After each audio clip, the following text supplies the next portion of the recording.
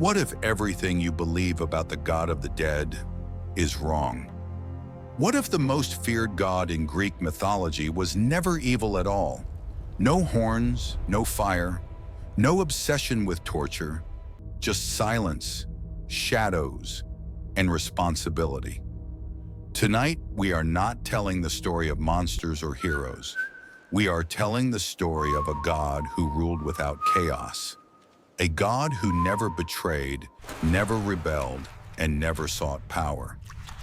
This is the forgotten truth of Hades, the god who was never evil. In Greek mythology, no name carries heavier weight than Hades. Say his name, and people imagine darkness, fear, and endless punishment. But this image is not born from ancient myths. It is born from misunderstanding.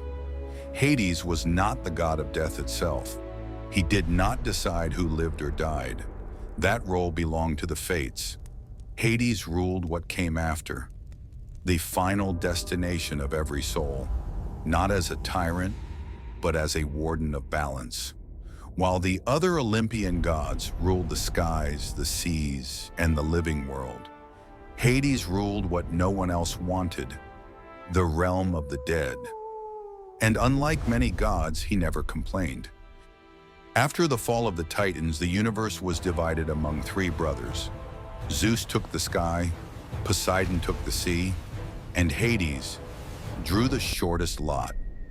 He was given the underworld, dark, silent, eternal. Not because he was cruel, but because someone had to rule it. Hades did not rebel against this fate. He did not demand more. He accepted his role with quiet resolve. From that moment on, Hades became the most consistent god in Greek mythology. No affairs, no betrayals, no wars of pride, only duty. The greatest lie ever told about Hades is this, that the underworld was a place of endless torture. In truth, the underworld was structured, fair, and orderly. Most souls went to the Asphodel Meadows, a neutral afterlife. Heroes and the virtuous went to Elysium, a land of peace. Only the worst criminals faced punishment in Tartarus. Hades did not torture souls himself. He did not invent punishments. He enforced laws older than gods. Justice, not cruelty, ruled his realm. Unlike Zeus, Hades never chased power. Unlike Poseidon, he never demanded worship through fear. Hades ruled from the shadows, not because he was evil, but because the dead do not need spectacle. He rarely left the underworld. He did not interfere in mortal affairs. He did not manipulate heroes or start wars. In Greek mythology, this restraint makes him unique. Power did not corrupt Hades because he never desired it. One of Hades' most powerful weapons was the Helm of Darkness, a helmet that granted invisibility. But even this symbol tells a deeper story. Hades did not use the helm to deceive or assassinate. He lent it to heroes when balance demanded it. Perseus wore it to defeat Medusa. Athena and Hermes borrowed its power. Hades used his power sparingly, a trait almost unheard of among gods. No story about Hades is more misunderstood than his relationship with Persephone. Modern retellings paint him as a villain. Ancient myths tell a more complex story. Hades did not chase countless lovers. He chose one and remained loyal to her. Persephone became queen of the underworld, not a prisoner, but a ruler beside him. Together they governed with balance, life and death, growth and decay. The seasons themselves were shaped by Persephone's journey between worlds. Even nature acknowledged their union. Hades understood something the other gods often ignored, that boundaries matter. The living world belongs to the living. The dead must stay dead. When mortals tried to cheat death, when heroes tried to steal souls back, Hades enforced the rules, not out of cruelty but necessity. Without death, life loses meaning. Without endings, beginnings lose value. Hades protected this balance.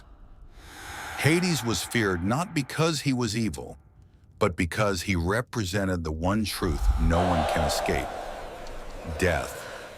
People feared his name so deeply that they avoided speaking it aloud. They used euphemisms. They whispered. They prayed silently. Fear does not mean evil. It means power over something inevitable. And Hades ruled inevitability.